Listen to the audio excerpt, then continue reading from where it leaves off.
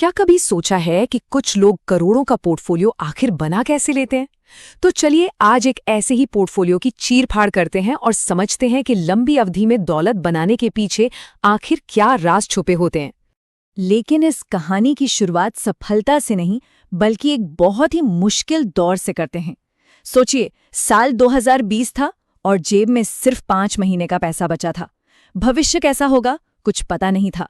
और आज उसी इंसान के पोर्टफोलियो की वैल्यू है ये लगभग 22 करोड़ रुपए।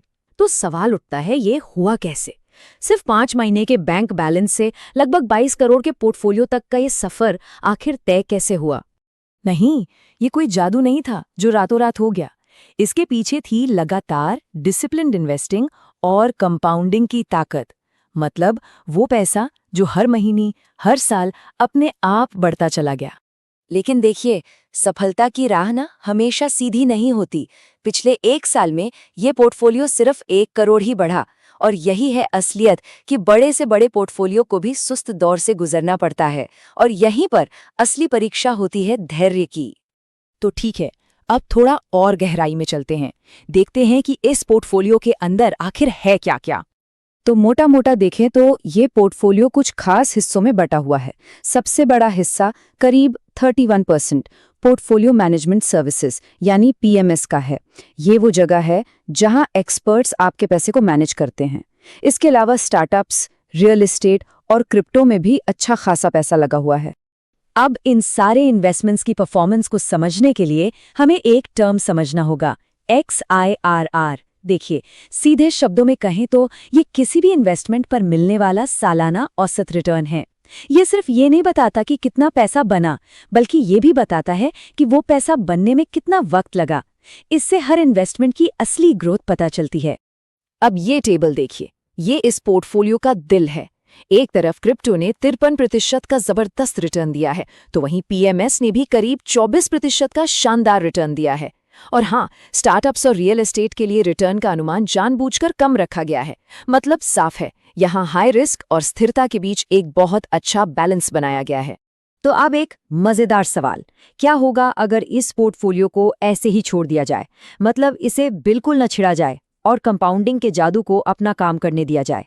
चलिए देखते हैं ये नंबर्स हमें कहाँ तक ले जा सकते हैं। तो शुरुआत करते हैं आज से। आज इस पोर्टफोलियो की कीमत है करीब 22 करोड़ रुपए। अब अगर मान लें कि रिटर्न की यही रफ्तार बनी रहती है, तो सिर्फ 10 साल में बिना एक भी नया रुपया डाले ये रकम बढ़कर 176 करोड़ रुपए हो सकती है। जी हाँ, 176 करोड़। यही वो स्टेज है जब पैसा निवेशक के लिए काम करना शुरू कर देता है। और अगर हम इसे 20 साल तक छोड़ दें तो यही रकम बढ़कर हो सकती है 6,200 करोड़ रुपए। सुनने में ये शायद यकीन ना हो, लेकिन यही है कंपाउंडिंग की ताकत, यही है लंबे समय तक टिके रहने का नतीजा। और सबसे कमाल की बात जानते हैं क्या है? ये सब करने के लिए एक उंगली तक नहीं उठानी पड़ती। ये है पैसिव इनकम अपने सबसे बेहतरीन रूप में। फंड मैनेजर्स और कंपनियां अपना काम कर रही हैं और निवेशक का काम है बस धैर्य रखना। लेकिन इन सब नंबरों और स्ट्रैटेजी से भी बढ़कर एक और चीज है, एक असली दौलत जो यहाँ काम कर रही है। और वो राज है सिर्फ एक शब्द, धैर्य, पेशेंस। बाजार के हर उतार चढ़ाव को झेलने की हिम्मत और लंबे समय तक मैदान में डटे रहने की काबिलियत, यही असली संपत्ति है।